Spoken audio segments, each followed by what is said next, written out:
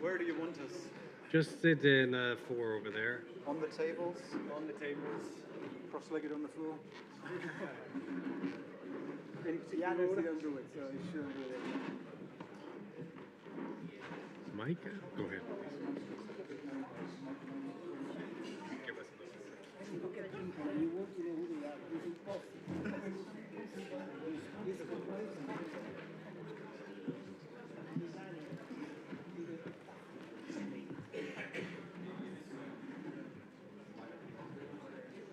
So, okay, now this is for these people.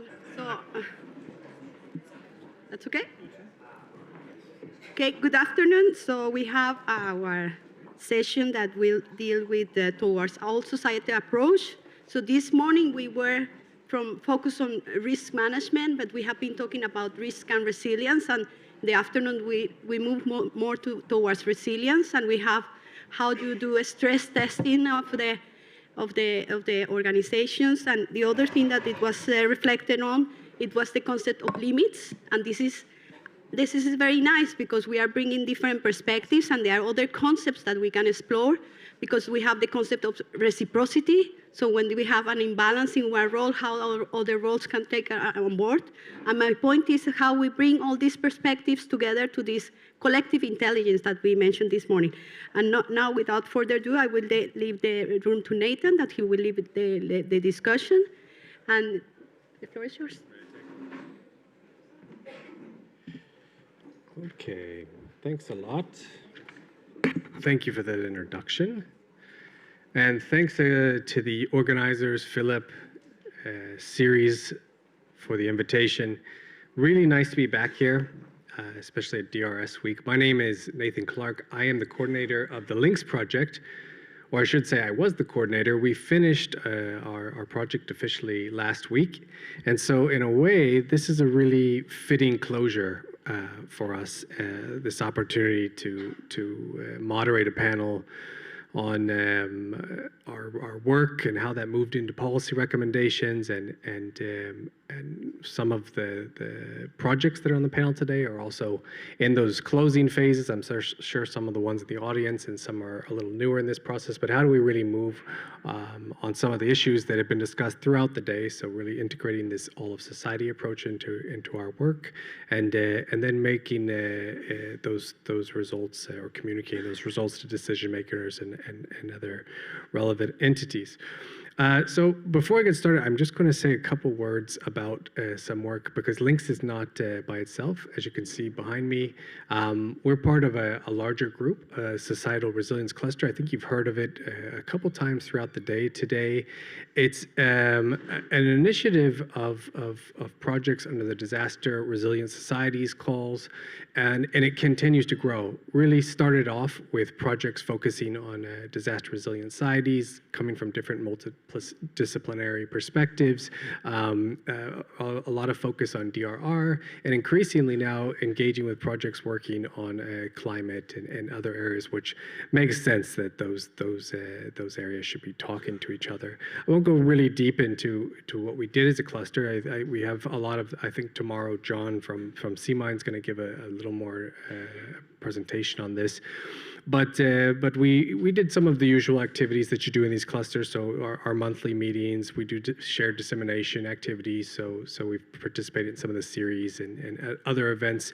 But I would say in the last year and a half, where we really started to gain momentum was through certain working groups that we put together. So not forcing projects, but asking projects, what are the thematics and areas you're interested to really collaborate on? And funny enough, this really came out of the series events. So some of the first series events sitting on panels like this together, we realized, wow, I mean, we knew the calls were similar, but so are now the work we're doing. Our outputs are becoming really cross-cutting, and even the policy work that we're starting to work on is starting to overlap. So how do we start to merge this together? So we formed some working groups on that, which I'll talk about in a moment. And I should also mention that we also had a lot of support from the Horizon Results Booster. I'm not sure if any of the other projects have engaged with them, but it's worth checking out. They did a lot of work in helping us understand what our key exploitable results were across the projects. So it was similar. I think we must have heard of 15 platforms just today. Well, there's more out there, and we start to see really where we could maybe merge some of those outcomes. And they also helped us with creating some shared visual identity. So you see there was a flyer created, and they created a promotional video for us, which has been quite useful for promoting the individual projects, but also the cluster as a whole. But what I really want to focus on in this, which will also kind of lead us into the panel discussion a bit. So, like I said, we realized that there were some common thematics that we've been working on in terms of our research, our outputs, but also the policy directions we were going. So our first working group meeting was sitting together in the CERIS Toulouse event. Before the event, we sat down together and really mapped out what's the interest of these projects in the room, 8 projects that wanted to potentially merge something together. And it's perhaps not so surprising that we emerged around 2 thematics. So one was engaging the population in, I should say DRR, but considering the systemic nature of risk we've heard all day and the cascading nature of risk, maybe it is R cubed now, risk, and DRM. So issues like building competencies in population, establishing relationships with intermediate actors, engaging volunteers. And then a theme that's quite close to our project, the Links project, we worked with social media crowdsourcing, risk communication issues.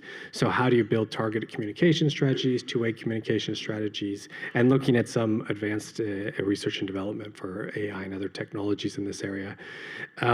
So how do you put all that together? It's quite a task to take evidence-informed outcomes from different projects because they came from a different starting base and move them into a coherent policy recommendation.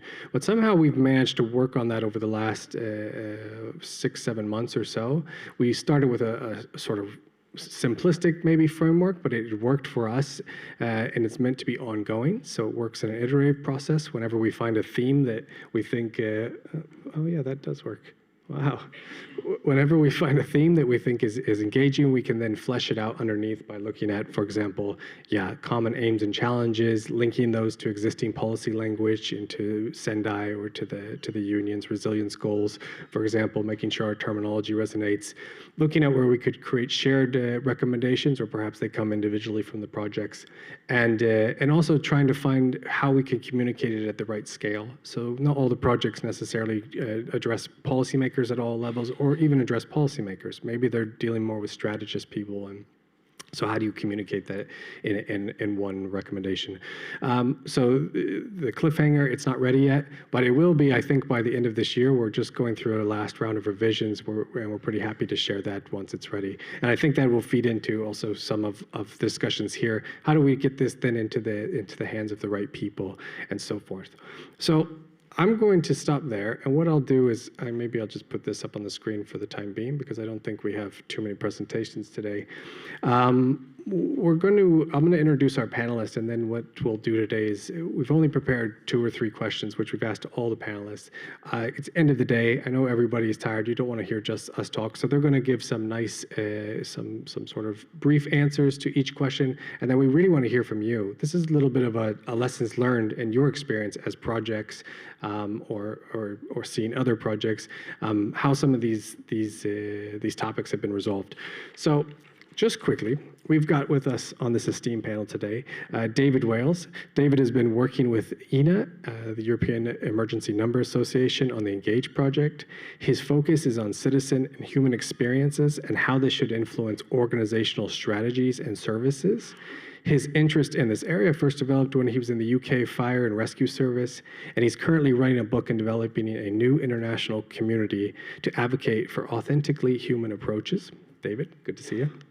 We've got Michael Vollmer. Micah is a senior scientist at Fraunhofer Institute for Technological Trend Analysis and coordinator of the risk PAC project. She holds a diploma in geography and a PhD in security studies. She's been working in the fields of resilience, disaster management, climate change, and vulnerability assessments for many years. A specific focus of her work has been on implementing innovations in disaster management. We have Michele Cavello. Michele is an associate professor in geotechnical engineering at the University of Salerno in Italy. He's currently teaches soil mechanics and landslide risks. His main research interests are focused on the engineering analysis of geotechnical boundary value problems and on the analysis and management of landslides, both at slope and regional scales. With special attention increasingly devoted to interdisciplinary topics such as early warning systems, risk perception, risk education, and community resilience. Besides being the principal investigator of HUT, he's also a founding member of the Landware International Network on Landslide and Early Warning Systems, among other accolades. Max Steenhuisen. Max is a geographer and hydrologist who studied in Berlin and Warsaw.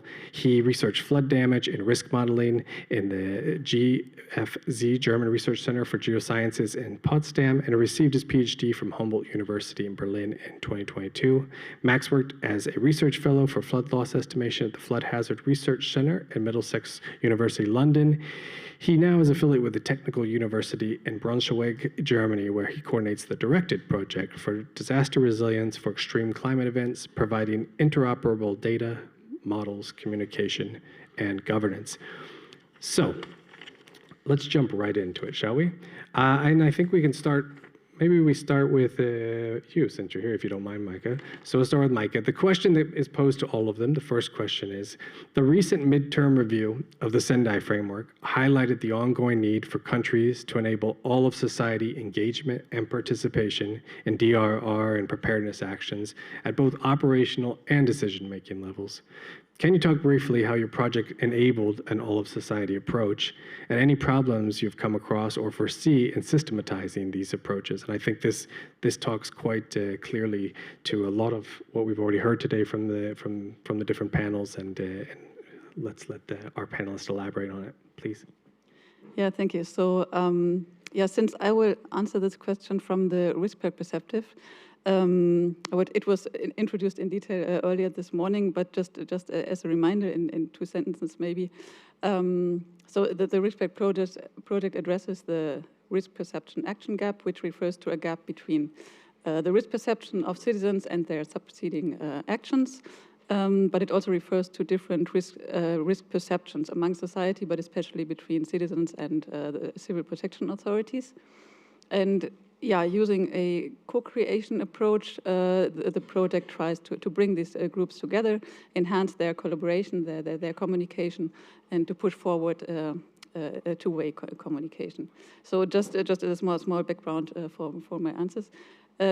Coming back to the all-of-society approach, I think this is considered in RISPEC from different perspectives through different means. So first, we're very quite easy already by bringing these different groups together, especially civil protection authorities and citizens, make them work together, collaborate. We already bring groups in the society together that are usually not that much in touch. Then second, where the solutions developed in RISPEC as a whole are supposed to be valuable for the whole society, while we are of course aware that not each single solution is usable for all parts of the society. But that's why we have a whole package of solutions. So I think one common example are the technical solutions, which are most valuable from different perspectives, but of course they can leave some parts of the society behind. But yeah, just as an example for such a technical solution that is or has been developed in RISPEC is a web-based platform. It has different functionalities, but it also includes the possibility for citizens to sign up, to register to this platform, and on a voluntarily basis, of course, also assign themselves to specific groups. So it can be a volunteer group, but it can also be different vulnerable groups. related to mobility restrictions or specific diseases, with the aim that it's then possible to send out targeted information, targeted warnings, and I think that the main thing how to address this also of society approach is the application of the co-creation approach in RISPEC mainly by means of workshops. So there already has been conducted actually a series of workshops in all of our case studies. And for each specific topic, for each specific case studies, the most relevant groups were identified, which are most relevant for the specific topics. And that brings me to a challenge, and this is actually something that in a previous panel that Selvi had already addressed. So one thing is to identify these groups. The other thing is to involve them in the co-creation approach, which is of course sometimes challenging. We had this case as an example with children, with students, which it was not possible to integrate them in our workshops. But then teachers were invited, and teachers participated in these workshops. So that can be one way to tackle these challenges if these groups cannot be involved directly to go this way. Maybe that's enough for now. Then I would. And I completely agree. We kind of heard around engaging with citizens, but the idea of intermediate actors to specific groups hasn't really been focused on enough today. I have a question, but I'll wait. Okay, so let's maybe move to David. Please, David. Thank you.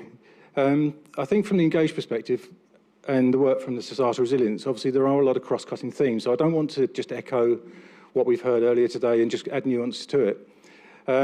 So having prepared an answer, been given the questions, I've kind of changed where I'm going to go with it today.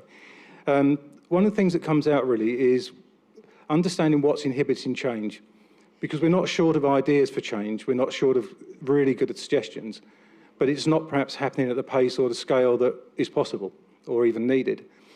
And I think as a previous fire officer, I try to understand in simple practical terms, and one of the things is around how we understand citizens, the mindset we have, which was mentioned earlier, and how that actually manifests itself in the day-to-day realities.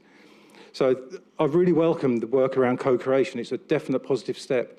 But what if in 5 years' time we've decided it's hard work, we couldn't quite crack it, we didn't know which citizen we was meant to speak to, they're all very different, we lose interest and we move on to the next thing. We end up where we are now. We haven't transferred any of that power to the citizen. And at the moment, I think that's one of the biggest inhibitors, that the power rests within us on behalf of the citizens, and we are in some ways poorly connected to them. Would we be willing to give up 10% of our budget for each organisation here and let the citizens and communities decide what was important to them and what solutions they would have? Probably not. We'd worry they'd waste it. And yet we hold them to a different standard to ourselves, both in terms of the actions they can take at events where we're worried that they'll hurt somebody or they'll get things wrong. Do we never do that ourselves? Do we never do projects that don't realise the full benefits? I think we have to be honest about our own attitudes as inhibitors to what is possible and probably what's needed. When you organise for an organisation, the characteristics of that to do work are very different to the way we'd run our own lives. So you have two very different, if you like, ecosystems. And when they clash and come into contact, the language is different, the priorities are different, the capabilities are different. That's all predictable, and a lot of the projects are identifying that. But I think what for me is interesting is then how do you respond to that? We have the resources, we have the professional expertise, we have the influence, the ear of governments and other officials. So what we tend to do is where we see difference, we want to bend them into what we do. And we looked at spontaneous volunteers and how can we get them to be more like us? Mm-hmm. That creates friction because we're trying to get people to work in a way that suits us, but doesn't suit them. And what you actually have is two different systems or ecosystems coming together. And it's more about how can they usefully engage rather than making one resemble the other. And we spend a lot of time and wasted energy on that. So I guess, as I say, maybe being slightly provocative, but it's what is stopping us moving forward? Are we doing improvement and innovation? Improvement of legacy models that have served us very well, but maybe more questionable for their validity for the future. And if we're going to do innovation, what's going to change? Because it's going to be really difficult just to change 750 million citizens. It's going to be difficult to change this sector, but it's probably more doable. And from change models, a lot of it comes down to change really only happens when the pain of current system becomes unbearable. We don't tend to change when it's comfortable. Now, that could be most likely an event where we failed in some way. We haven't replied to the response. We may not be able to do anything about that other than be prepared and see if we do get to that point, we've got plans in place to say, let's try something very different. And I think just the final point is really that mindset piece is almost also about the ambition. And seeing that if we want to get where we need to be in 10 years' time, every event is something to learn from. And if we're going to learn, we have to be prepared to try things that are different, and sometimes they won't work. There are sensitivities around that in crises and disasters, of course there are. But if we just want to respond to every next event, how do we learn for 5 years' time? How do we get better? So I think, again, that mindset piece for me is really important because it actually has very, very practical outputs. Thank you, David. Over to I go. either one of you. We're pretty flexible today. Okay, so I can go because I know that you have some slides. So yes, indeed. Yeah. Okay, so I was trying to, again, answer to this question before coming here, but then, at the end of the day, essentially most of the issues have been raised, and this is, a general issue, the whole of society approach that raises questions that have been addressed. And indeed, I was taking notes today during the different panels, and trying to fit within a scheme of strategies or problems, or let's say enablers and barriers to approaches that could work, the different things that have been said. And I was thinking, when I will go up on the stage, maybe, I will give some examples of what we are trying to do within the HUT, that is the project that I am coordinating. Although we started only 1 year ago, so we are on our way to developing some things, but we have still 3 years to go, so hopefully some time to make things done. And something that came often in the past few hours was the issue of silos that we want to break. Silos that don't have to be there because we want to break them, because we have to foster interdisciplinarity, transdisciplinarity. Indeed, this was at the center of our project during the proposal stage. We called it HUT because the HUT means the Human Technology Nexus, and then it continues with building a safe haven to cope with climate extremes.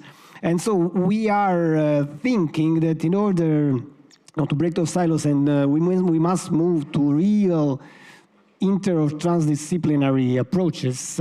And as an example, just to give an example of one of the activities that we will be carrying out, we are starting to carry out within the project, the monitoring for early warning systems. Maybe you think that monitoring is devices. It could be, maybe in situ devices or even satellite monitoring. But we think that also humans, like people, can help with. We call them the human sentinels. So we will try in a couple of demonstrators. We call our playground the demonstrators arena. We will try to have. IoT diffuse monitoring together with remote sensing, together with human people that are indeed involved because they want to be. We are trying to get, for instance, in the mountains, people that are going up for hiking, and because they are going for hiking, they can help themselves and us in looking for things that may be precursors, signs of something happening. And that's one example that I wanted to mention. The nexus that we are talking about within the HUT, it's something that we, let's say, put together in terms of 3 work packages that have to work closely in cooperation with one another. One, we called it the human behaviors, the other one, governance and policy, the other one, science and technology. So these are the elements that are exploited by means of different activities in order to get to something that would involve all possible stakeholders. Of course, in the different demonstrators, we have different issues, different problems. We are addressing many different natural hazards and related risks.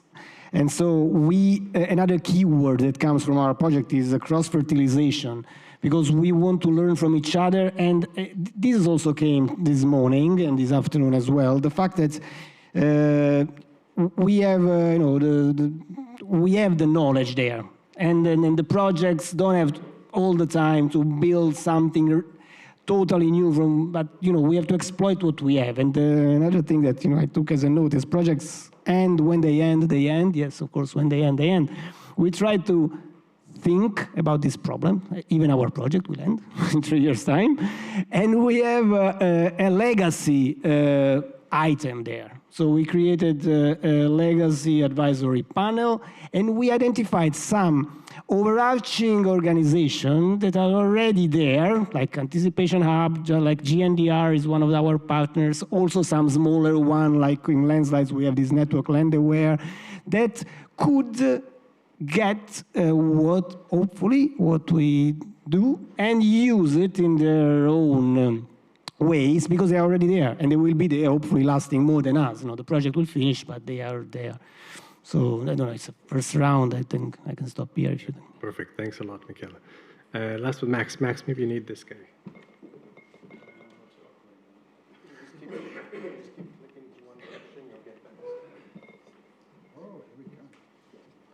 This actually works. So yeah, I think as the last panel, we have the great opportunity to make a lot of connections to the panels that came before us today. And I want to do that here with sort of an attempt at connecting to panel 2 and answering whether we managed to have an all-society approach in our project that I'm representing here, the directed project. And really at the core of this attempt at an answer are our 4 real-world labs that you see here on the map, where we work in Directed. And these real-world labs, or living labs as other projects sometimes call them, they are at the center of our research and innovation actions in the project. And to introduce you a little bit to who they are our local stakeholders, and in the capital region of Denmark that you see up on top, it's, for example, the municipality of the capital region there. And in the Danube region, it is 2 partners that we have there. One is an organization for first responders, and the other one is an insurance broker. So 2 very different members of society, if you will. In the Rhine-Erft region, it's the local water board, and in the Emilia-Romagna region in Italy, it is the Civil Protection Agency and a startup for cloud-based risk modeling. So that's already quite a wide range of societal actors there in the project, and the key aspect here is that they are equal partners in the project. So they've been with us from the very beginning of the inception of the project. So they've been sitting at the table when the proposal was written. And they are fully financed through the project.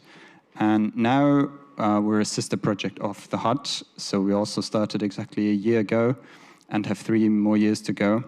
And in this past year, what the real-world labs have really been doing is playing this snowball game that I think we've heard before today, is where they go out and talk to their stakeholders and get them on board as well. And that, in our case, resulted in getting a lot of more very, very relevant stakeholders on board. But they are mostly governmental stakeholders, local agencies. And it's very important that they sit on the table with us. But what I've realized today, and especially after, I think it's panel 3, right? What we're definitely missing at the moment are the citizen that we talked about. And we are now thinking about strategies of how to engage them, and I've already had a short discussion with Samuel about that before. So that's definitely still on the list at the moment. Our approach is part of society approach, if we're really honest there, but we still have 3 years to go to really do that. And with the real-world labs, we identify their key challenges that they have in disaster risk reduction and climate change adaptation. And then we cater to their needs especially. And that sometimes makes it a bit difficult because parts of the project aren't exactly defined. They are still open because the real-world labs themselves will tell us how to do certain research and innovation. And to come to end of that slide at least, quickly want to talk to the challenge that we have already observed in previous project and in that one now as well, working with the real-world labs, is it's the fragmentation that we see in responsibilities and governance, the fragmentation that we have in all the different data that's available and all the different great and amazing tools that we have and that we have here and that we share in the projects. That's really a big challenge that we see and that we will try to answer to and hopefully partially solve in the project. Can I just ask a quick follow-up question to that? Yes, so please. is part of the directed project, and this is a little outside the topic area, but that's a really interesting point about the fragmentation of these different data sets and databases and systems. Is part of your project, because what I keep hearing at the DRMKC event and here today is interoperability. We need to combine all these systems. We've got the data, but there's a reason that systems are fragmented in my mind. So is that part of the, so the starting point before connecting things is to understand the nuance of a system and why it has a special purpose and the details behind that before combining, which eventually you lose that nuance, right, through. Agreed. I don't want to say that fragmentation is per se something bad. It's just a challenge. In many cases, I think fragmentation also helps with resilience because you might have different parallels running in different systems running in parallel that then still work when one of them fails. Let's say one of your models just doesn't produce any relevant results. You have a second one to fall back to maybe. But we want to solve the parts of the fragmentation that our real-world labs and our stakeholders there describe as a problem. And we have an idea of how to do that. I'll have slides on that later. Okay, before we move into the next question, thanks, Max. So I like this idea of an almost all of society approach to the project. And I think we heard about that a lot today. Samuel, other persons in the room talked about from really the starting point of these projects, we always hear this, you need to have citizens. You need to have, all of society also means critical infrastructure. We heard that today, businesses, vulnerable groups, or at least intermediate actors for them. And I'm curious to hear, well, I'd like to open questions to the panelists on this topic in general. Feel free to engage with them. You're also welcome to ask each other's questions.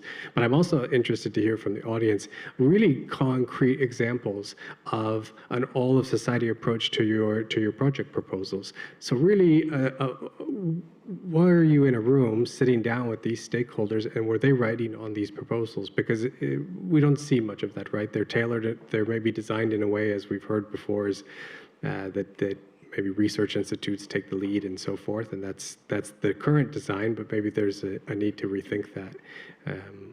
So yeah, I'll open the floor if anybody wants to comment. Or any question? No question. Start with you, I think. Yeah, I just wanted to ask which countries do actually real-world labs? Terrible So, which countries do actual real-world labs cover? Because I've checked the website and I didn't find any Hungarian partners, for example, or Romanians in the Danube region. So, how does this exactly look? And if any Danube region countries are interested, whether they can join or not? So, thanks for the question.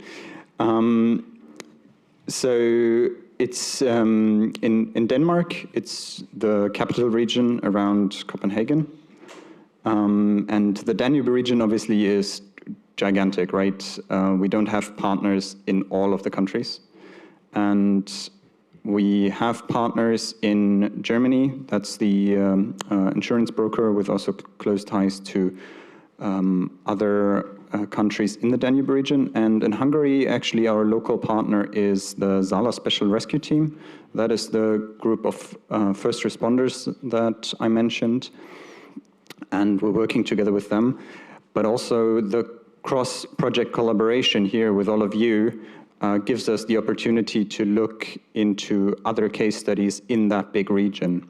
And we've, in a previous project in H2020 Insurance, developed quite a big modeling approach for the entire Danube Basin, the future Danube model, and that's something we're building on now for that project as well, where we can go through climate scenarios and model the hydrology and hydrodynamics and also estimate losses from floods.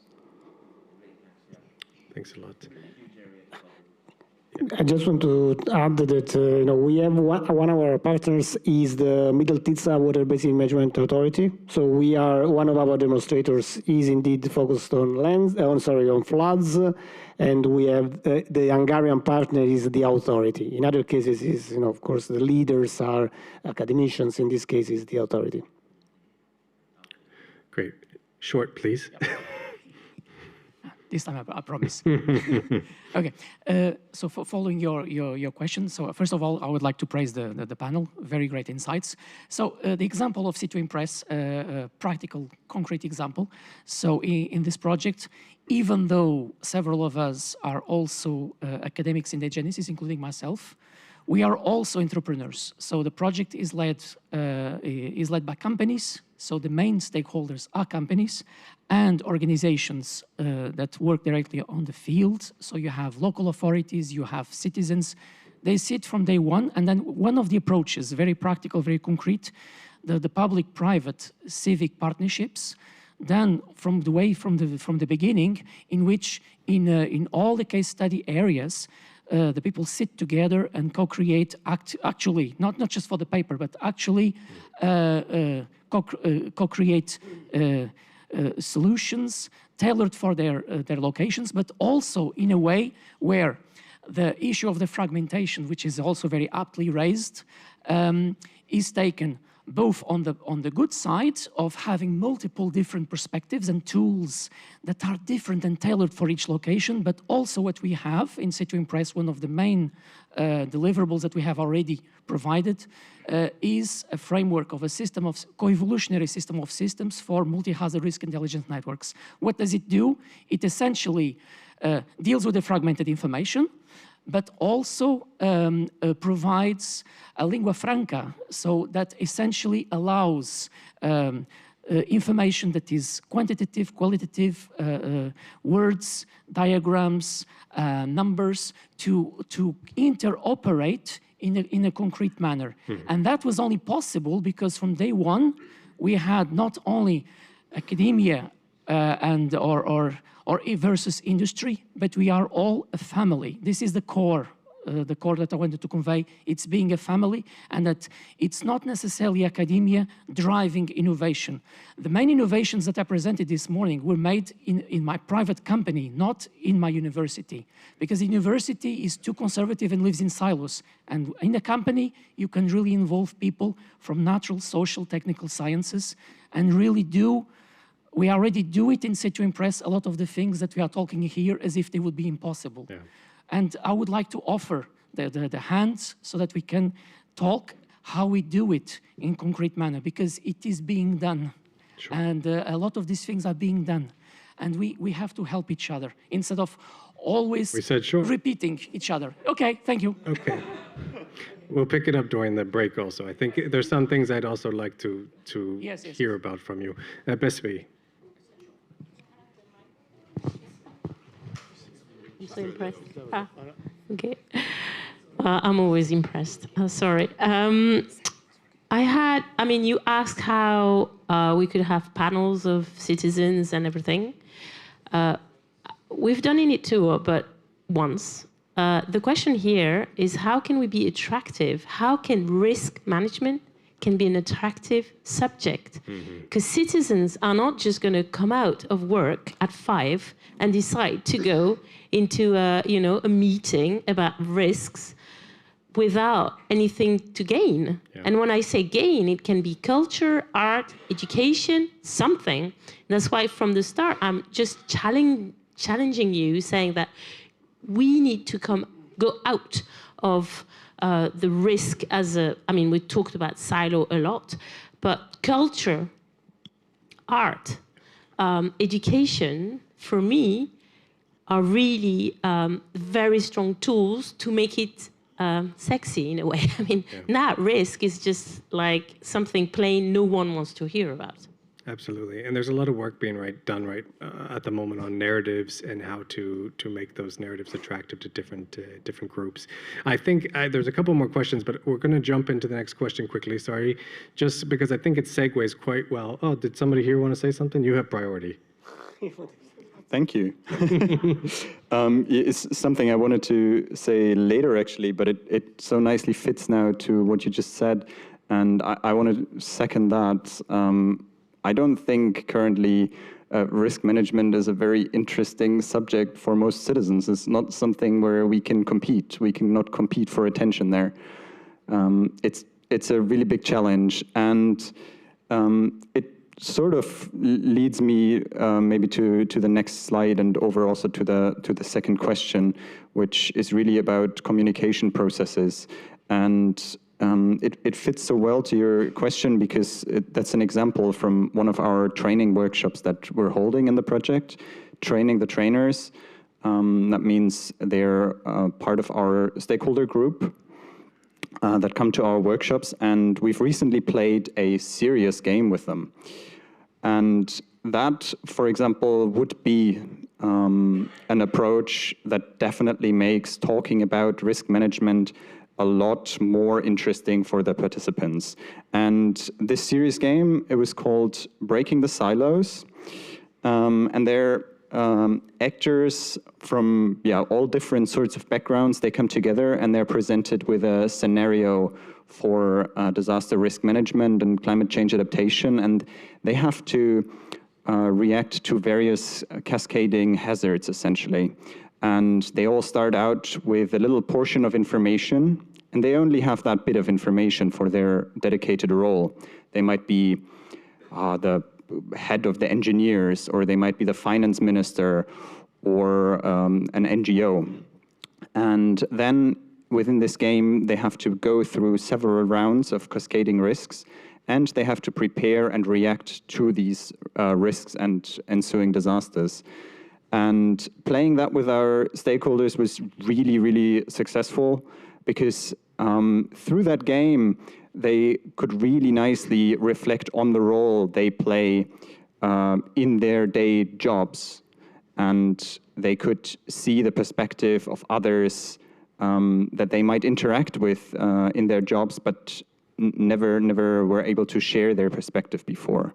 And full credit to that beautiful game goes to the Myriad project who developed it. I think there's a publication about it out there as well, originally made to be played online, but you can also nicely play it offline. We've tried that. Thanks a lot, Max. And you're absolutely right. I was going to say the same thing, that your question really segues to the next question. I'll ask it just so that the audience also knows, and we'll direct it to the other panelists.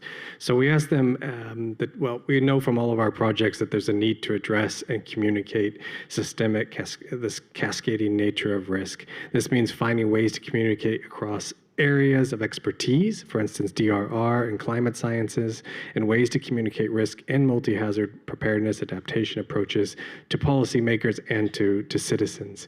And so in your experiences from the projects, how can you strengthen those processes? And I think Max gave a good example there. And so maybe we can jump to Michela, and then we'll...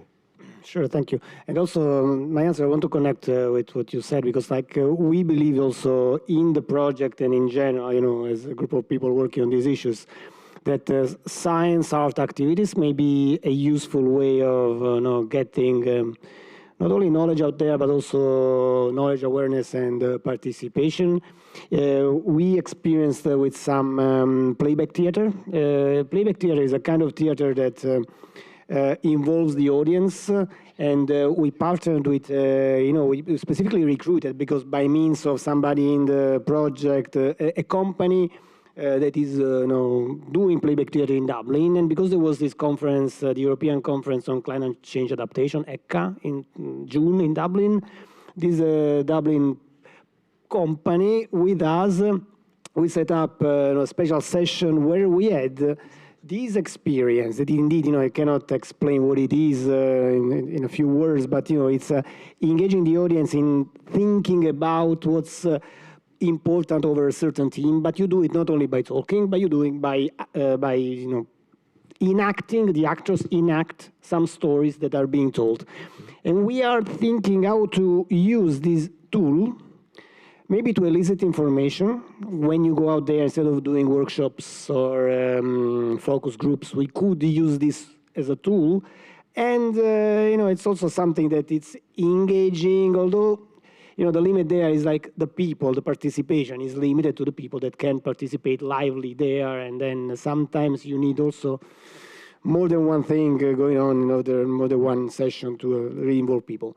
Besides this, another experience that I can relate to on the subject of communication, you were mentioning it before, narratives or stories. In the morning, people were saying, these are compelling ways of putting the information out there and in talking about risk issues. We developed the concept of, we called it the hut for me and you. And me, it's not us, but me, it's the person. Like if you're out there, it's like, what does, given that, the hut, I told you what it means, but also there is this other running line, it's building a safe haven to cope with climate extremes.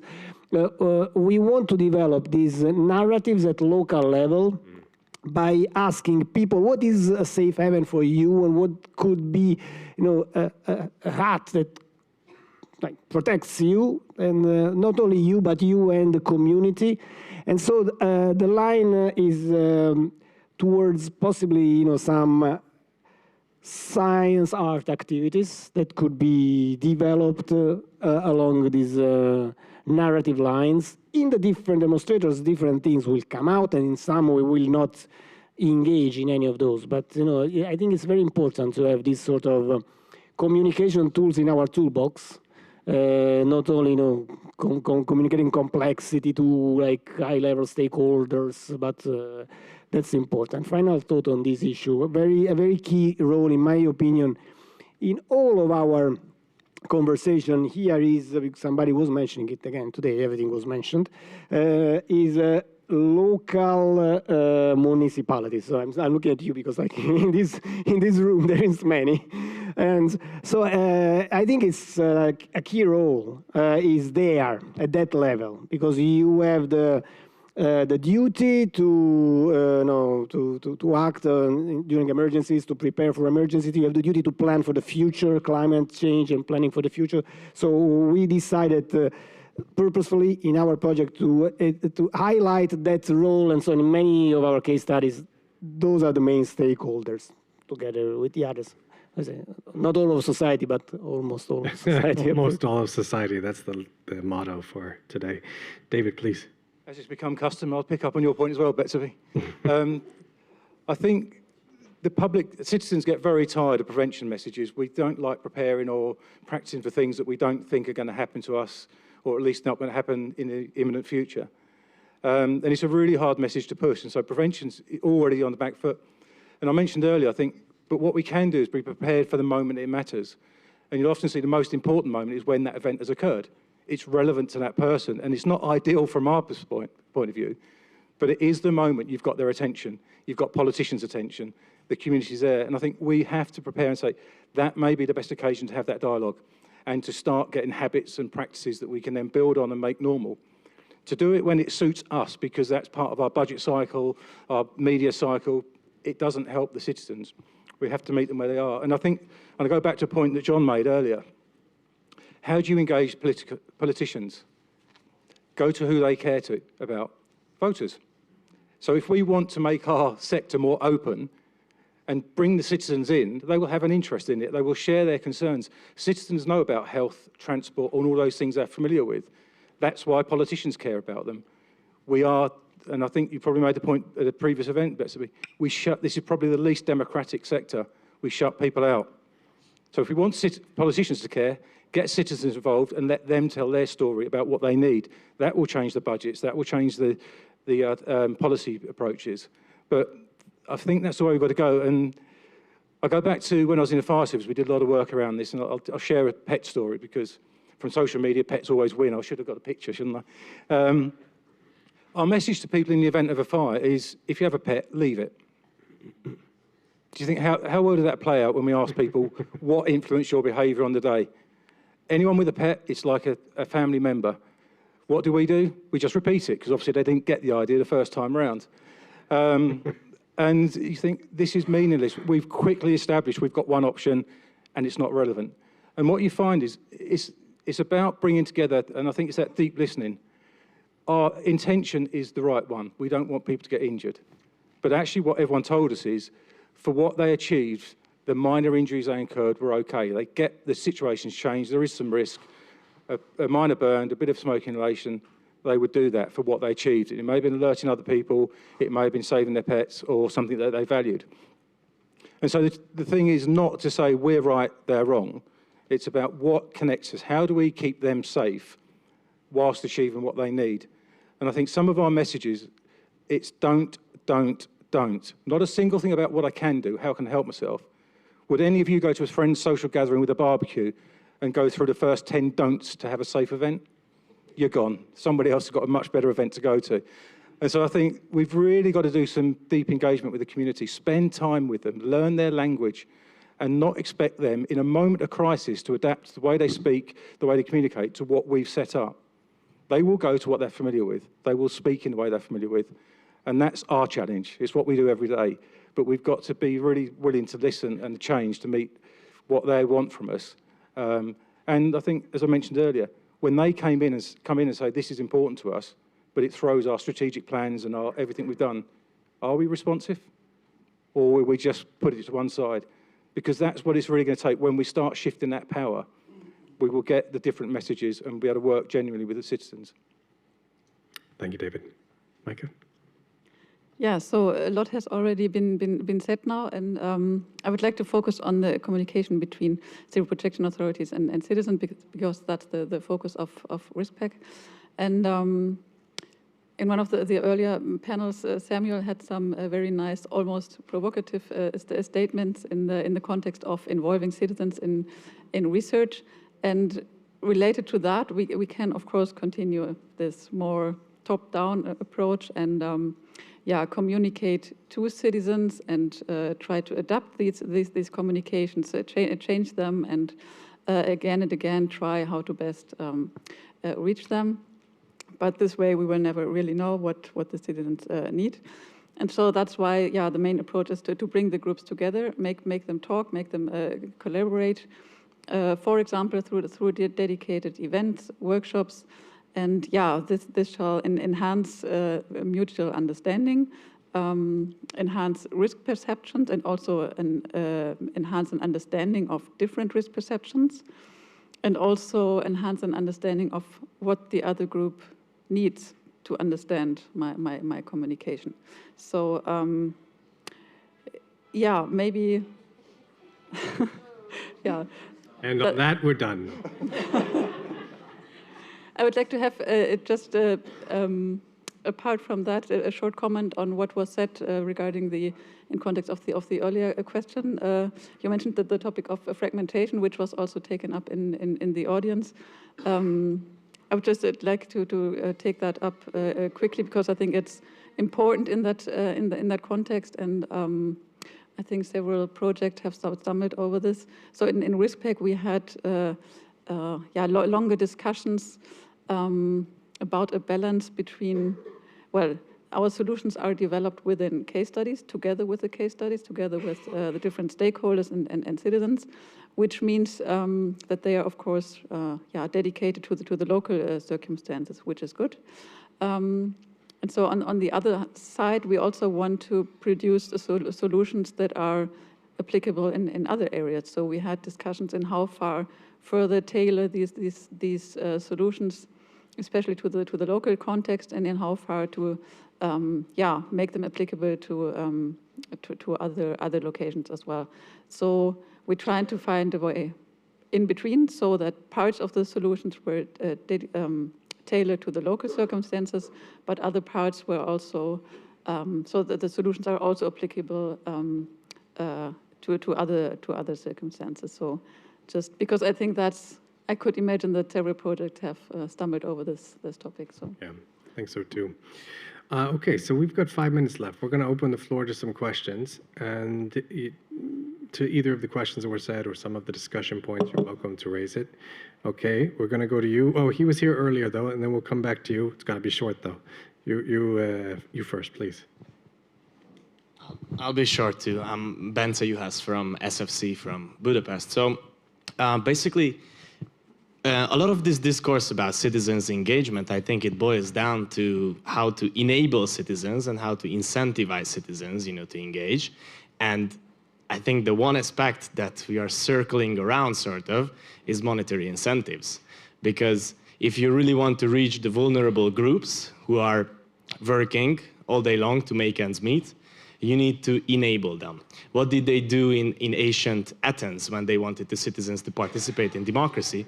Well, they gave them a daily allowance. Later, they actually did it also for citizens to go and visit the theater, because it created a common value for society that was larger than the actual sum that was provided for the citizens, Anyway, if anyone's interested in these kind of things, we are developing some projects. I'm also doing a PhD in this field, so I just wanted to raise this issue.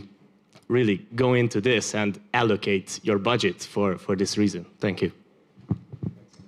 Yeah, point well taken. Another question? Way back there. Yep. Can I?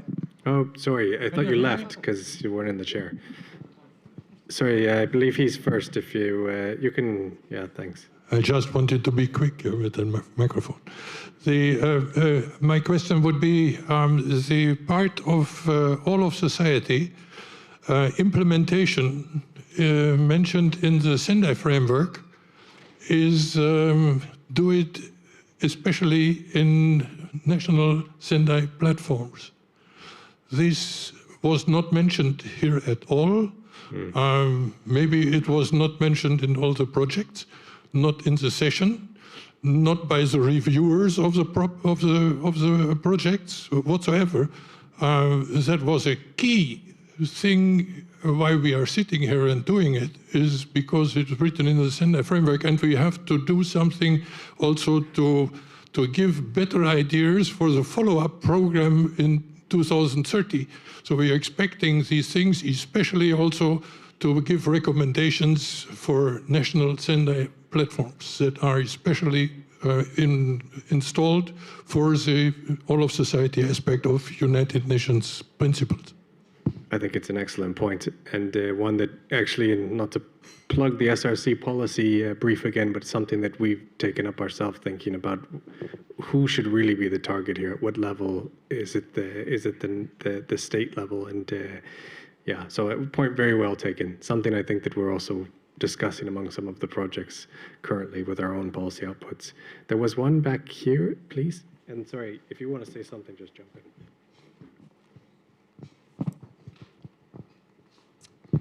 Thank you for, so I'm Irina from UNESCO. Thank you very much for all these discussions. I'm from natural science sector, and well, UNESCO, some of you might know, is working on disaster risk reduction as well. But when I'm thinking, and we have of course all the experiencing the same issues related to not understanding from decision makers, and while we're creating these platforms for dialogue with different stakeholders, and we're trying to break this silos, which I don't like this concept.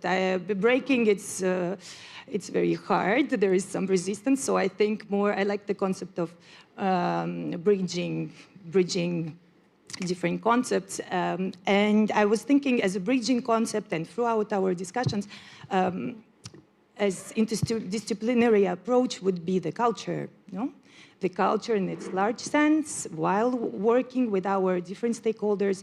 So we are speaking, of course, about protection of cultural heritage as symbol of integrity, of stability of our communities. But then the culture of prevention, exploring our local habits, our national habits, all the differences and varieties in Europe and, of course, outside of Europe. Of course, culture, in a sense, being the key for social cohesion of communities. And then, well, I had a small question. I don't know if we have a time. For the local, well, hearing some experiences for you, well, thinking of stakeholders, citizens engagement, about who is for you the most engaged local and the perfect local leader, community leader, formal, informal, who is the best partner for you to work with? Thanks. You're on camera. Honestly, I cannot really answer this because we, at least in our project, we have very different regions, municipalities, and I think it very much depends. So maybe you have a better answer, but for us, I don't think that in each community it would be the one best, most engaged stakeholder. No, I don't think we've got a lot to add. It depends and it varies. But just to your point about that fragmentation, I think it's a very difficult one because most organisations have that vertical pressure. So from their auditors, their funders, regulators, and they're very responsive to that. They've set up systems to respond to that, to get people to work across, not just with the ones that they work with sometimes, but the ones that are 3 or 4 organisations down becomes very difficult. It was mentioned earlier about the public-private partnerships. The relationships you build between people are important, as are lining up the incentives to find what you really share in common. You may do it for different reasons, you may want slightly different outputs, but there has to be something that really binds you and incentives in the KPIs or the contract that mean when something goes wrong for one partner, the team responds, that it's not seen as a failure of one team. And it's really difficult because, say, the regulations and legislative environment doesn't enable that. You've got to work against it in some ways and find, as I say, your own incentives. But it does throw up really important insights when you do that. You see things in a very different way, different opportunities, and you can use your collective resources. I feel very similar about it. I'm not able to choose my favorite local stakeholder and leader. We've made great experiences with public municipalities as well as with companies. I think it's really important to have that mix so we get closer to that all-society approach.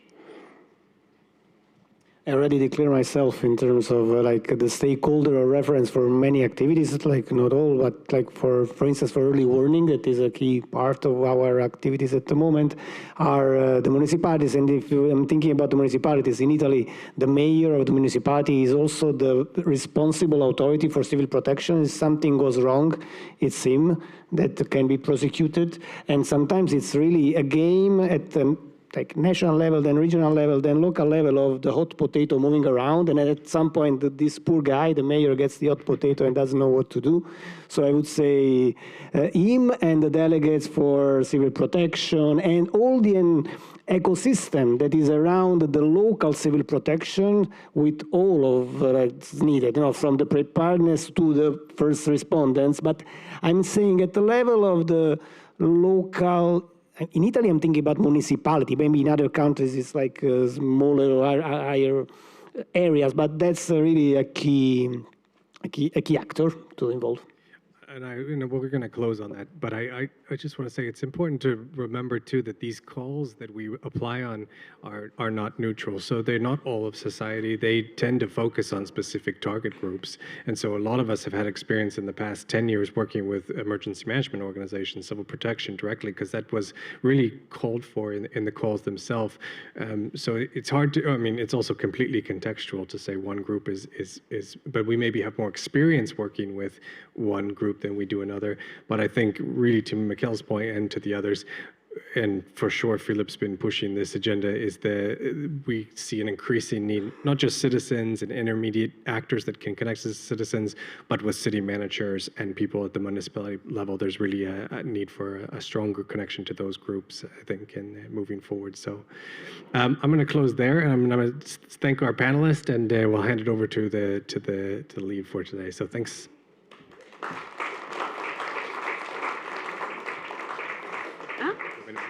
Yeah, because thank you very much to Nathan and his team. So I just want to follow up the question from the lady from UNESCO, because in Trune, where I live, we have a person that is from the Red Cross that has trust across the police, the municipality, for immigrants as well. So we have this kind of people that we need to involve, because then we can join them in our exercises. So that's depends on the. But it's a very nice question when we're thinking about society approach. So we are going to close the session, and I will say two things. I have 3 persons that will have a lesson learned. Philippe is coming also to say something. George Rostolis is online. We promised that he might be able to present. Okay, we have time. So could you tell him to be very short, because we are ending the meeting. Yeah, 10 minutes. So yes, not more than. Okay. It says 5 minutes. 5 minutes to George. Okay. So we have George from the previous session that it was changed. So can we have George online? I can't see his.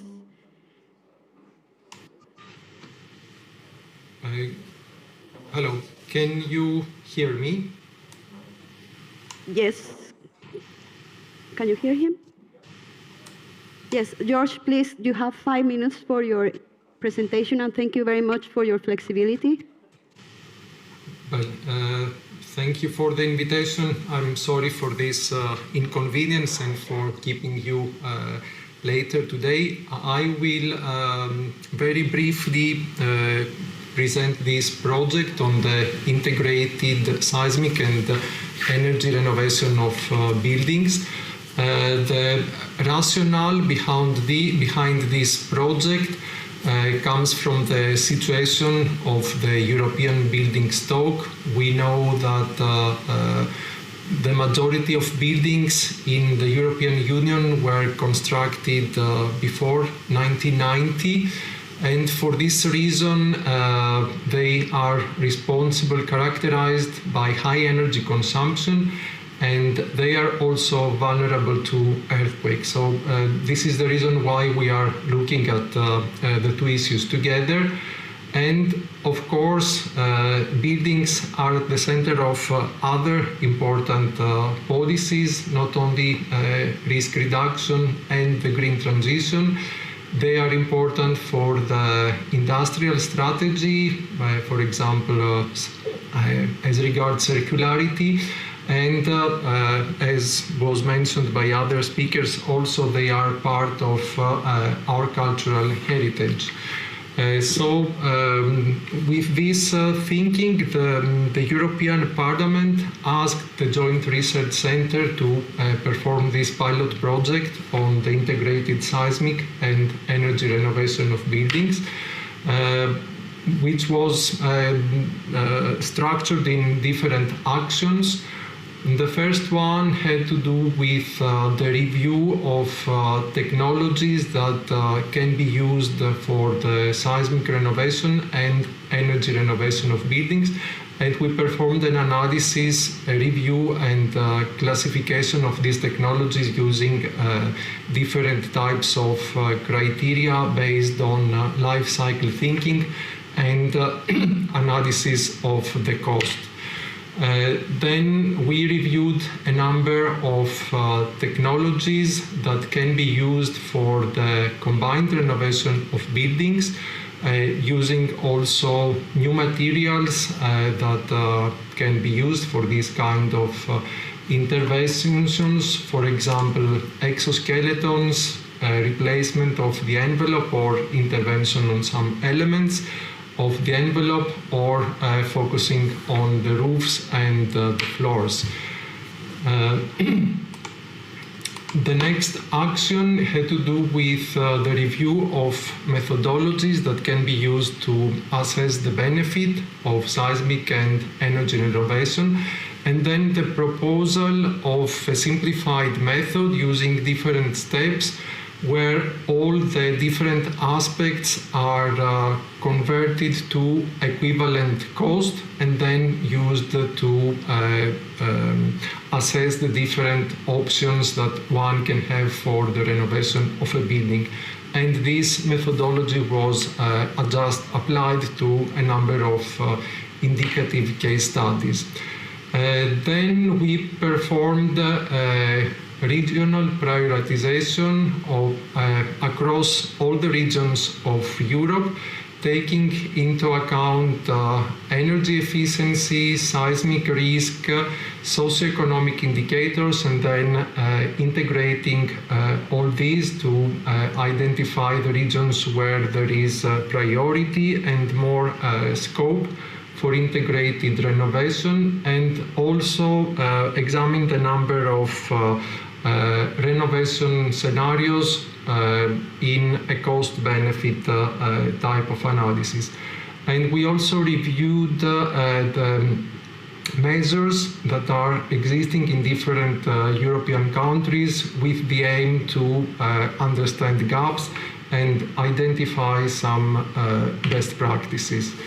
This is to close with the website of where we present all the results of the project, and as main outcomes of the project, I can say that prioritization is very important to understand where the problem is higher and where there is more benefit from renovation. For example, in the 100 most important regions are characterized by 10% of the total energy consumption in Europe, and also more than 60% of fatalities and more than 50% of cost for seismic risk.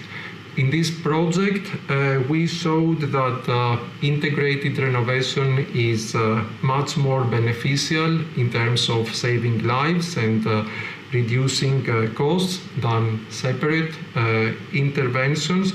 And this is also a new way of thinking and achieving wider benefits of renovation, not only for disaster risk reduction and energy efficiency, but even also improving indoor air quality, removing hazardous materials, for example, asbestos, or even more applying the three principles of the new European Bauhaus, beautiful, sustainable, and together. So with this, I thank you for your attention, and in case there is some question, I am happy to answer.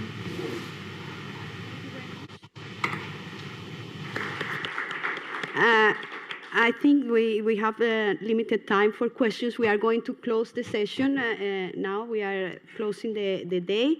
I have asked if people want to share lessons learned. So what we are going to do now is that I ask some colleagues, Evie, I have the names here, Spiros and Eliana, to share one lesson learned that you have. And now I will ask the person with the microphone afterwards that we are going to each table, and one person that have not take the word today to share one thing that they learned. It's very open. So Evie, I see that you will kindly share your, please can send the microphone. Yes, thank you. Ivona Evi Petridou, I work with Ivona and also with Jürgen in Sweden. The definition of politics is who gets what, when, and how. And the lesson I'll interpret it today anyway, it's probably occupational hazard. I'm a political scientist. So it is that social sciences have to be integrated in these projects. Otherwise, you can have a fantastic technical solution that is not going to be taken up by politicians, because policymaking is an intensely political process. Thanks. Thank you, Evie. Spiros, we have...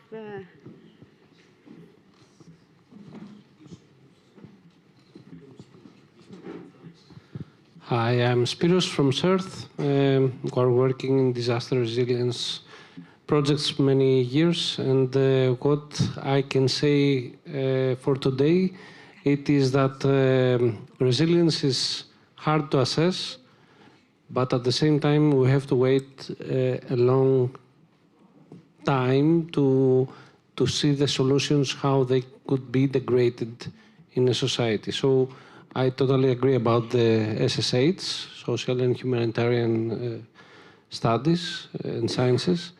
And I wish that we can see more partners in the projects having solutions very related to voluntarism and, of course, more practical for the people that they're joining all these networks, resilience networks, voluntary NGOs that help in recovery, response and recovery. Yes, and now we have Eliana.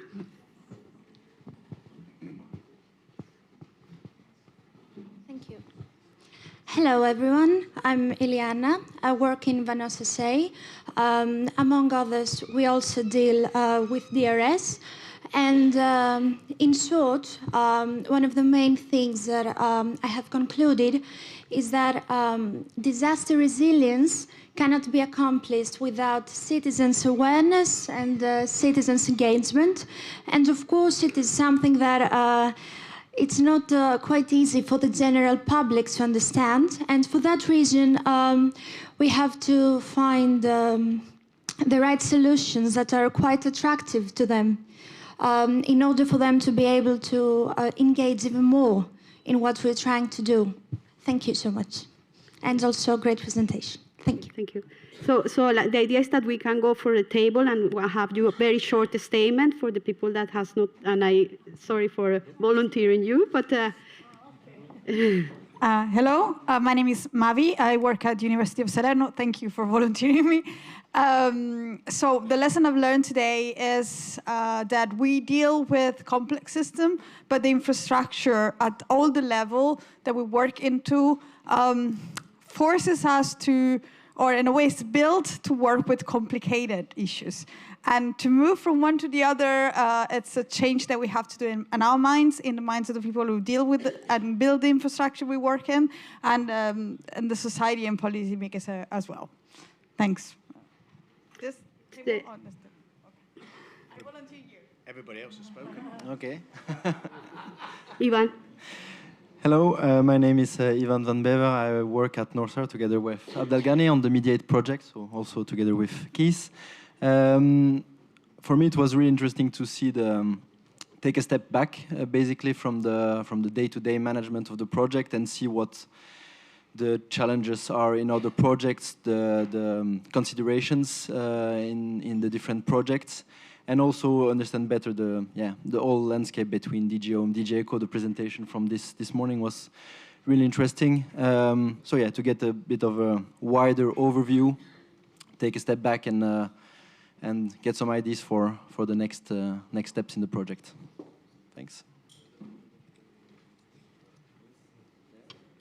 I'm speaking all the time. I'm speaking all the time. I will be an additional 2 panels. You spoke. For you. Next table. Hello, I'm Javier Echeverria. I'm from Spain, from the Civil Guard. We usually act in projects mostly as end users, so forgive me if I'm inexperienced on the matter. What I found really interesting from today is the focus on the citizen point of view. I think it's really hard to kind of isolate solutions for citizens as a whole, because it's very, the population of the Earth is very diverse, and I'm sure even in Europe there is a lot of diversity in each and every country. And I think it's really interesting to, maybe think about giving a general solution while focusing on different subtypes of the population. And that's kind of what I'm going home with in my head.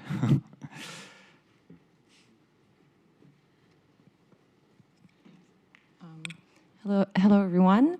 I'm Claire. I work for Deloitte Digital, and I've been working for defense and security projects for the past 5 years now at the EU level, so Frontex and EASA, all of that. And I really wanted to make a point to come here because I believe that, you know, the more involved and the more you know about the industry, the better you can bring solutions. And so me being a service designer by training, so, you know, my job is basically to talk to people, collect their needs, frustrations, inputs to be able to design the best experience possible is something that I take with me on all my projects, and seeing all of this being on the top of the agenda yesterday, today, really inspires me. And I think what I really liked to hear today from Mr. Barberis, if I'm not mistaken, I love the idea of bringing, you know, the governance at the street level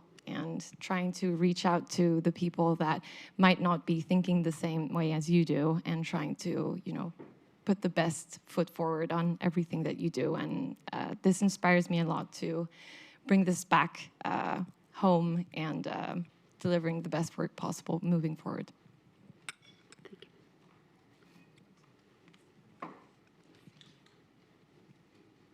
Can you bring to the other table, the Next table. next table? Thank you.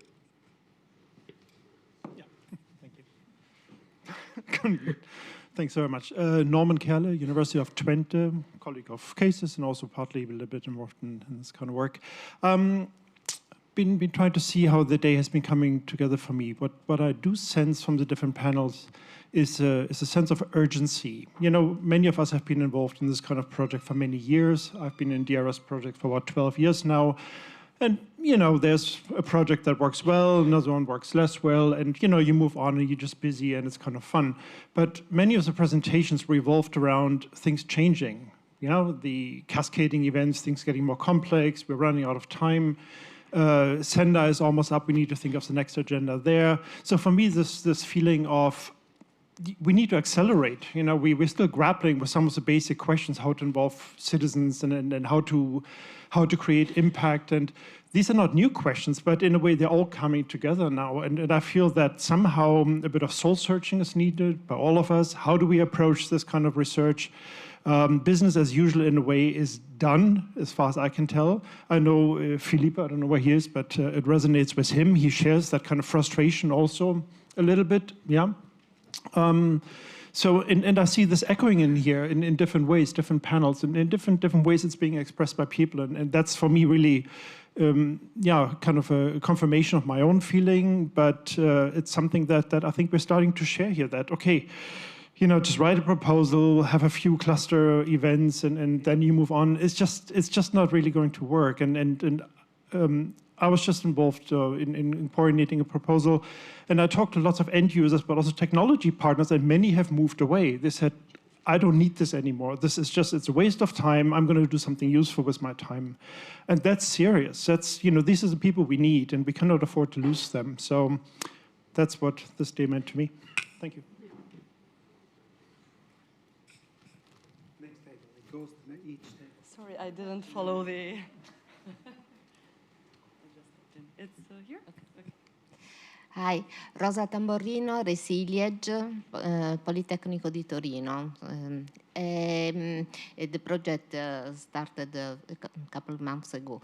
I have learned that I think that important dialogue should be fostered also at local level among different kind of stakeholders. And this is an important point because many different kind of stakeholders have been part of the discussion, but I think that at the local level also this kind of dialogue between different kind of stakeholders should be important.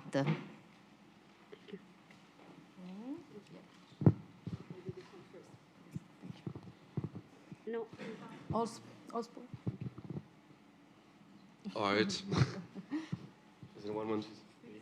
All right. All right, thank you.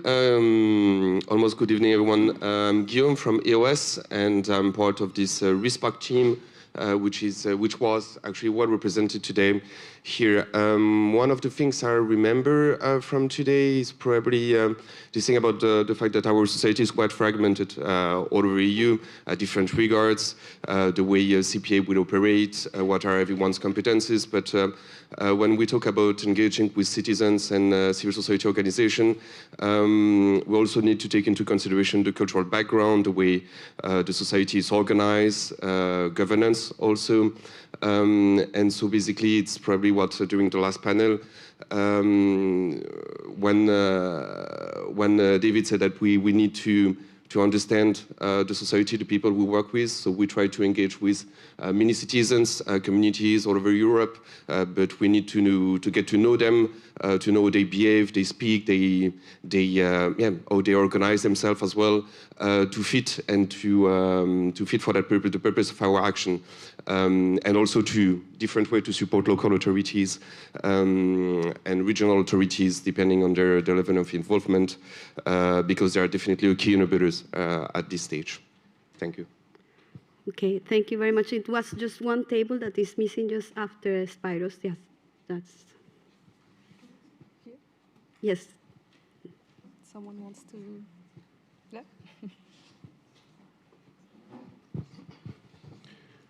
Hello, I'm Joseph Tikidis from Southwest Greece. What I can get from today's sessions is something that I have experienced the last several years, let's say. We are here all together talking about stakeholders without having a panel with stakeholders to express themselves, which is something that we have to think about. In particular, because I think that the end users or stakeholders and researchers and companies and solution providers are two different worlds. So we have to bring them together and not leaving them to see each other as Martian. So I think we need also to train the stakeholders because from my point of view, the participation of end users and stakeholders is kind of science fiction in the context of European projects.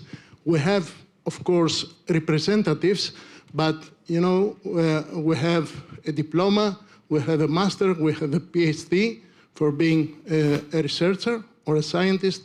We run a company, we have a director or a CEO or CTO or whatever to represent our potential in the projects. But for the stakeholders, we do not have something organized.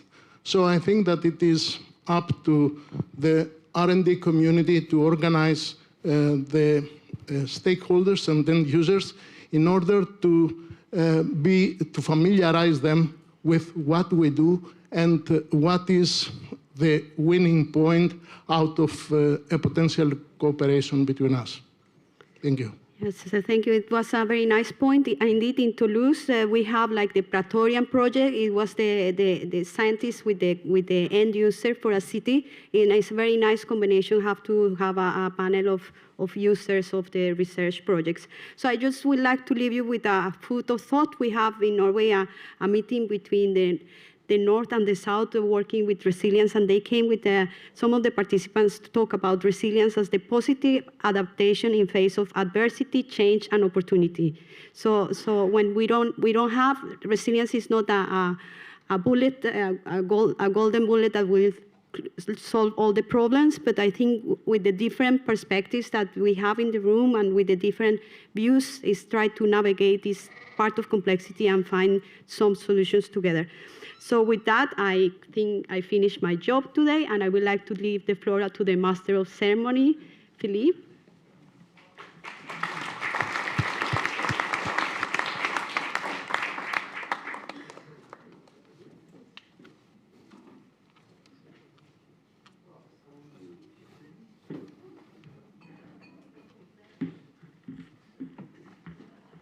well, I don't know. I will not speak 15 minutes, you know, because we have to learn. It's the first time I see an event like that, which is terminating earlier, you know, so it's, I'm a little bit disturbed. Well, it's, well, it has been a very lively, very dynamic day today. And I think you are demonstrating that when we are working, in fact, bottom-up, we are linking, we are establishing interactions which are really based on human interactions. So we are breaking, in fact, the wall of your different organization, countries, and so on. And Peter is speaking freely with Margarita and speaking with Klaus and Pedro. I like that very much. This is really the way we should work.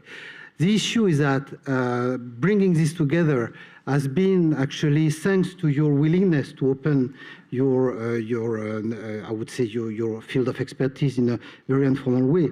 It's almost 10 years now that we are doing that. You know, we are arriving to 2023. The first event of the community of users has been in 2014. We have grown up with this community building, which is quite efficient, and which is now actually built into the institutional approach by the Commission, and it's how it will work now. So as soon as it was informal, and the way it has grown up until 2018-19, it was still pending upon you and certainly me, because it was still holding the stuff. If I would have been, if I've left in 2018, this would have stopped. If I say that to you, it's because at a certain point, and I will come back to this later, if we don't reach the institutional level at a certain moment, if we don't put that black on white in institutional papers being recognized from the top, things are collapsing. And it is for me, it goes along what Norman just said, it goes along actually decisions which is made at political level in a way which is not pending on us. We are willing to work together, we are creating nice interactions, but you are also pending upon project life and the willingness to work. You have been developing, for example, thanks to CMINE, very strong clusters, but these clusters will be alive if they are related to running projects, because you need to have resources, you need to have people who are dedicated. As soon as this stops, even the best idea of the world will collapse. And it is where it is very frustrating. Why, at a certain moment, the member state authorities, because we are pending on that, the Commission is doing the job of facilitating initiatives which are related to research. You are developing tools, technologies which are arriving to TRL 6-7, but we are not able to fund this value of death. You know, this the difference between this ITRL and what will become the tool on the market. So this link with SMEs, it's not research anymore. So we need to find a way to indeed cross this value of death, having some different mechanism, but it's something that needs to be done and something to be discussed at political level. Here I don't speak about Horizon Europe, I speak about the next MFF, that is the FP10, the 10th framework program. We will be starting to discuss this next year. It's also your responsibility as a researcher, SME, civil society organization, practitioners, to push your authorities in the member states to say, hey, find a way for us to have a mechanism by which this innovative research is being helped to go to the market. That is this kind of incentive to cross this value of death. Because this is very frustrating for us as well. If we see a fantastic, for example, alert system, impact forecasting system, which is demonstrated to work, the project starts, and then you will need 2 years more and money to make it actually usable and in the commercial world, and then live and be effective. We cannot do that. We don't have the possibility. So this is quite frustrating.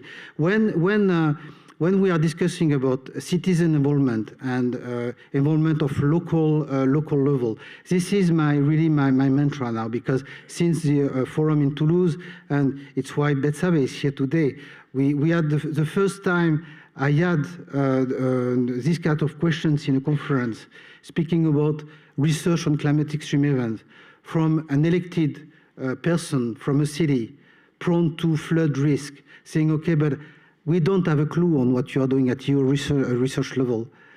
How can we be involved? Well, you see, I had the same type of question from a colonel or firefighter in 2014, telling me, hey, what you are doing with mobile labs is fantastic, but it's like a Ferrari, you know. You are building a Ferrari, I'm driving a Fiat 500 on countryside road. I don't have the money to buy the Ferrari, I don't have the driving license, nor the infrastructure.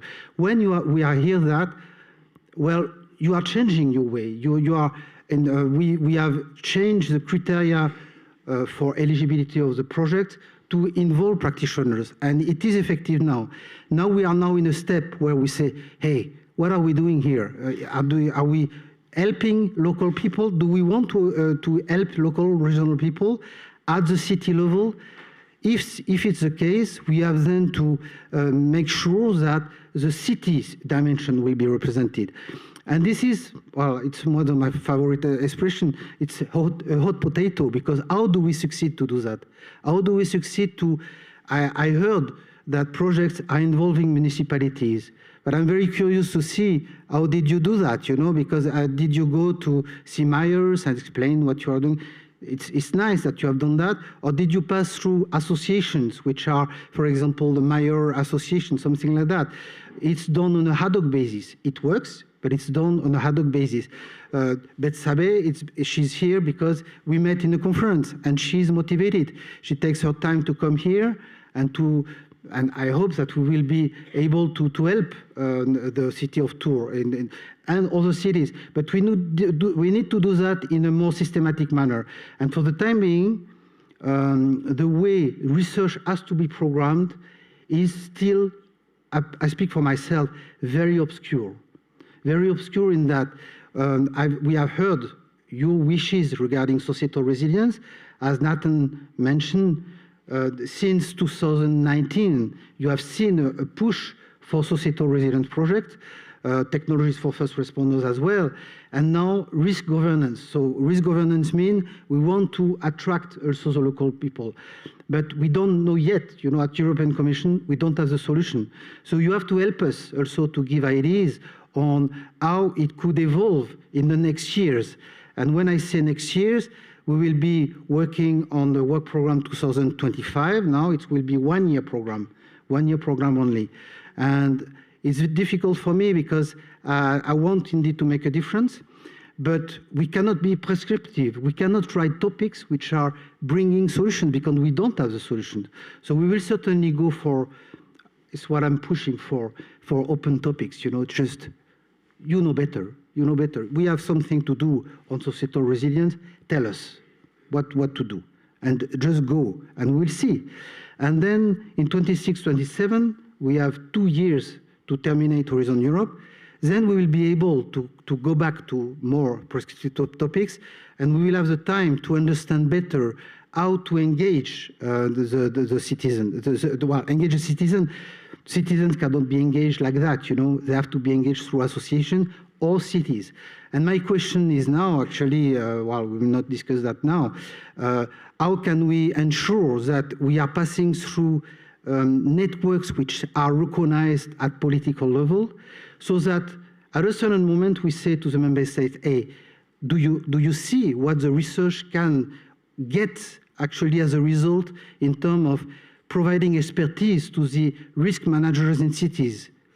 Well, take actions and recognize that in your national prerogatives and ensure that, well, because when I speak of bottom-up, it's bottom, you know, because the up, how to reach the up, well, bottom is nice, you know, well, if we may say that, but how to reach the up is very difficult. And when you try to touch this, and I've been in this situation, very often you hear some people from the ministry, hey, you are touching the sovereignty of the state.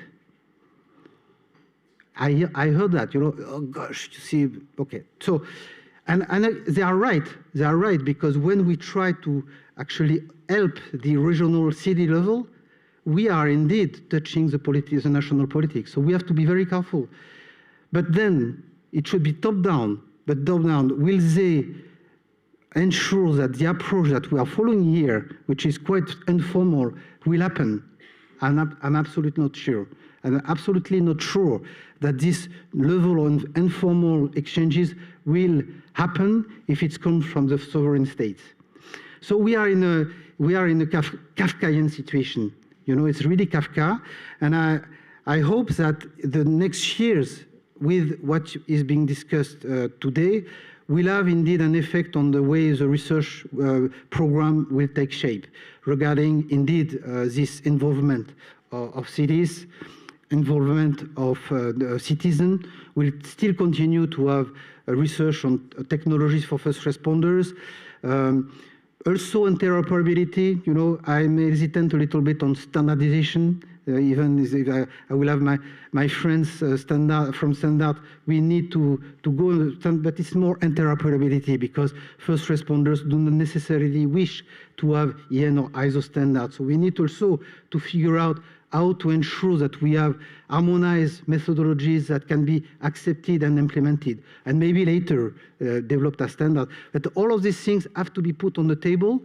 It's very complex because it covers all types of disasters, and the communities have different approaches, different disciplines, and you are here to help, and you are here to speak together, and it's what you have done today. And I would like to thank you all. I would like to thank Yvonne for moderating, the moderators of each panels, and we will continue like that. So the next event on societal resilience will certainly be in June next year. It will be we plan to have an event on the 6th or 7th of June, and then, well, it will be my successors that will come back with these research topics. And I would like to ask you, I don't know what time is it now. I spoke too much, maybe. Yeah. Oh yeah. Oh, very good. So I made it. You know. So now we will be obliged in a way. I would ask you kindly to leave the room, and there will be a cocktail party outside. Leaving the room, because here there will be something else occurring. There will be cables for musicians being installed, and they will come and they will need to make a sound check. So don't be surprised to hear some musician training. From the time that you will have the cocktail, you will have the buffet served at around 7, so you have a good 1 hour and a half to network. At 7, it will be open. You can come back in the room here with a meal and your drinks. And at 7:15, then you will have 1 hour 15 of very, very, very good jazz. It will be. Thank you.